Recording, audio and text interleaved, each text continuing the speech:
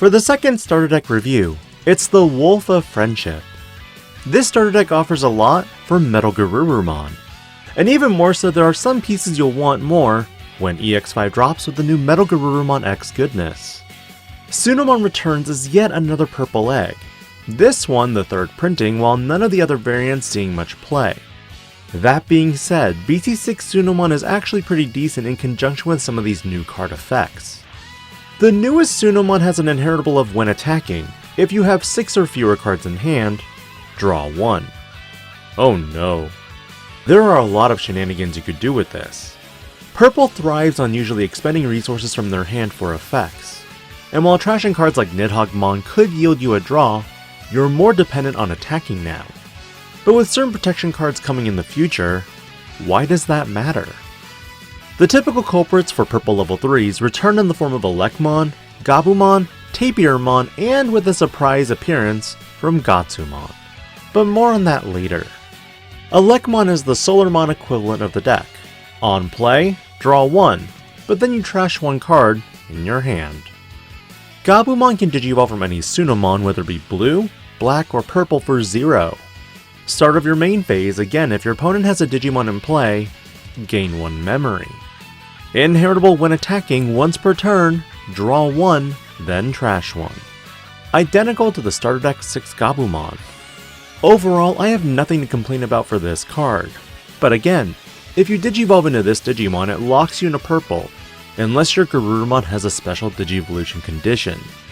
At this time, with the release of this starter, only one Garurumon has the special Digivolution condition, so be careful. But on the bright side, you can use Gabumon X to cross back over.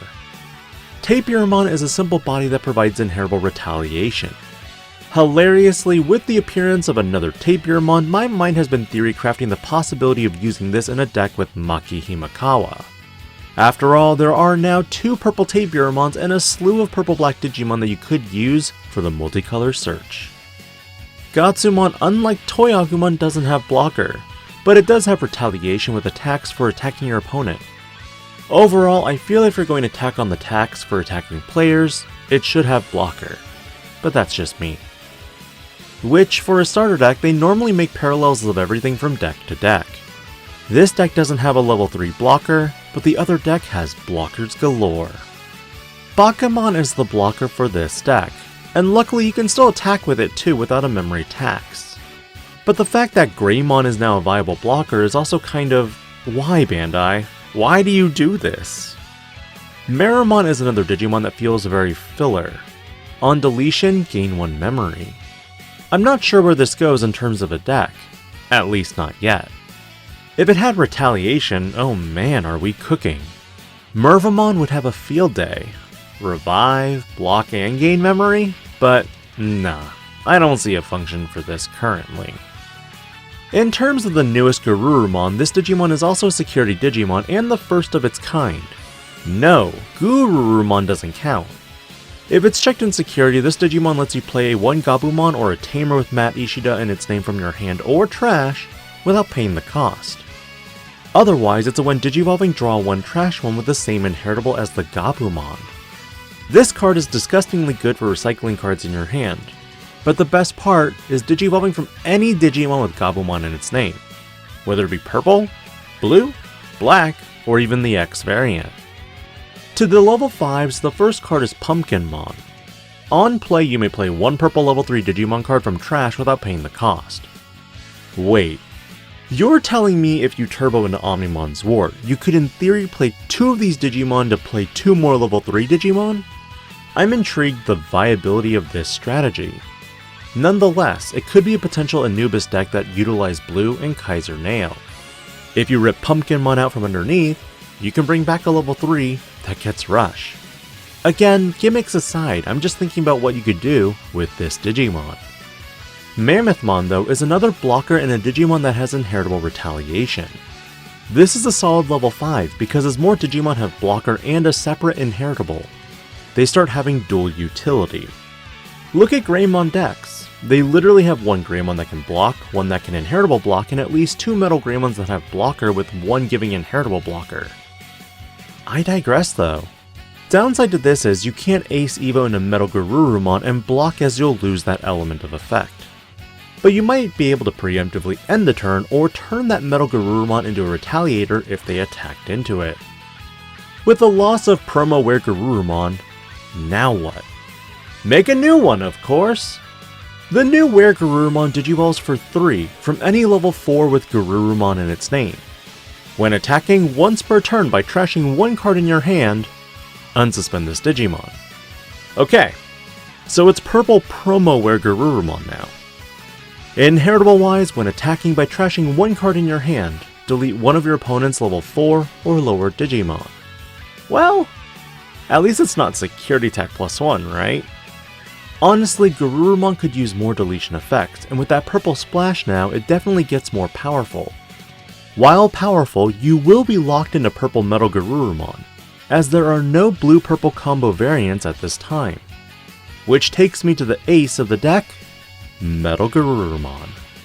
In all honesty, I haven't tested too much with this card, mainly because there's not enough cohesive support to make this card nuts. At least not yet. Like weregarurumon, when your opponent declares an attack, you can blast Evo into this Digimon on top of a level 5, with Garurumon in its name. When Digivolving, you may trash up to 3 cards and gain 1 memory for each card trashed. Effectively, you can end your opponent's turn. When this Digimon attacks, you may trash 1 card in your hand to delete one of your opponent's Digimon with the lowest level. That is some amazing removal for metalgarurumon decks. But again, it's lacking protection. On the bright side, you could have protection from battle, but not from effects. At least not yet. Skull Mammothmon makes its second appearance, with an 11 play cost and 4 to Digivolve. When Digivolving, you get to draw 1 and trash 1.